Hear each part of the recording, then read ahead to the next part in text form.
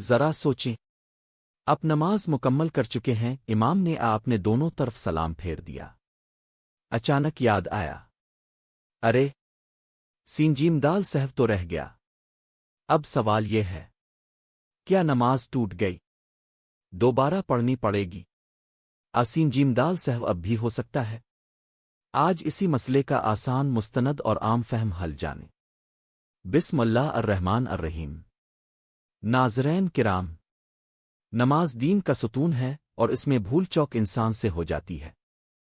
اسی لیے شریعت نے ہمیں سین جیم دال سہو جیسی سہولت عطا فرمائی۔ آج ہم ایک نہایت عام مگر اہم سوال پر بات کریں گے۔ سین جیم دال سہو کرنا تھا لیکن دونوں سلام پھیر دیے، اب کیا حکم ہے؟ سین جیم دال سہو کیوں کیا جاتا ہے؟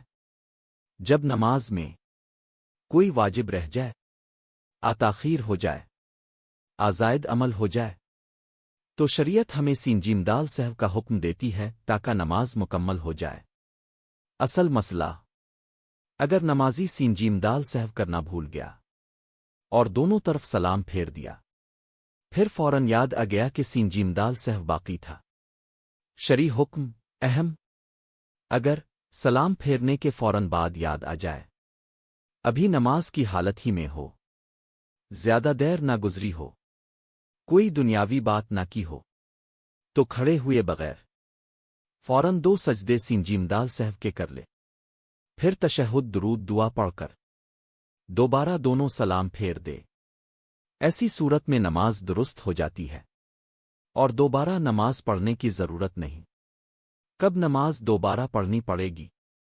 اگر سلام کے بعد کافی وقت گزر گیا، بات چیت شروع کر دی، نماز سے بالکل ہی نکل گیا، تو پھر سین جیم دال سہو نہیں ہو سکتا، نماز دوبارہ پڑھنا واجب ہو جاتا ہے۔ ایک آسان اصول یاد رکھیں، قریب یاد آئے سین جیم دال سہو کر لو، دیر سے یاد آئے نماز دوبارہ۔ اختتامی نصیحت، اسلام ہمیں مشکل میں نہیں ڈالتا، بلکہ بھول پر بھی آسانی دیتا ہے۔ بس شرط یہ ہے کہ ہم مسئلہ سیکھیں اور درست عمل کریں۔ اختتامی دعا، اللہ ہماری نمازوں کی کوتاہیوں کو معاف فرما، ہمیں صحیح علم اور صحیح عمل کی توفیق عطا فرما، اور ہماری عبادات کو قبول فرما، آمین رب العالمین۔ نماز ہماری زندگی کی بنیاد ہے اور اس کے مسائل سیکھنا ہم سب پر ضروری ہے، اس لیے چینل کو سبسکرائب کیجیے اور اس علم کو دوسروں تک پہنچانے میں ہمارا ساتھ دیجیے۔